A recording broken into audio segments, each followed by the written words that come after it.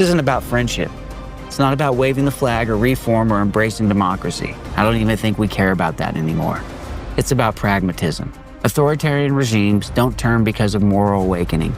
They turn when collapse becomes the more dangerous option. And Iran is getting close to that point. We've already seen the first hints. Silent pauses where there used to be fiery speeches. Private feelers sent through European diplomat. Rumors of new nuclear talks, not from strength, but from desperation. Even economic proposals floated inside Iran's module that have been unthinkable 5 years ago. These aren't reforms. They're warning flares. Signals that the regime knows its model is cracking. So where does this lead? To the one direction they never wanted to look, west. Because for all the slogans, the rallies, and the decades of hostility, the West still offers what Iran needs.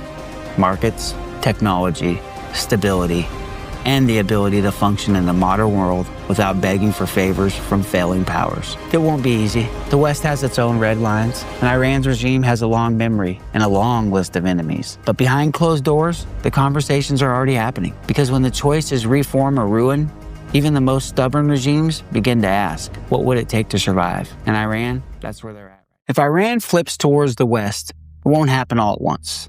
There won't be a dramatic press conference, there won't be an apology, and there sure won't be a flag-raising ceremony in Washington. This will be slow, subtle, strategic, because the regime can't admit failure, not publicly, but it can signal flexibility.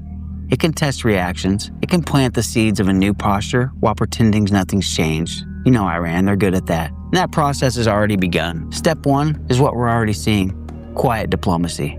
European intermediaries, especially from France, Austria, and Switzerland, are once again being used to float trial balloons. New nuclear deal frameworks have been discussed, not publicly, but through private channels. Not because Iran suddenly loves the West, but because its leadership knows the current trajectory ends in collapse.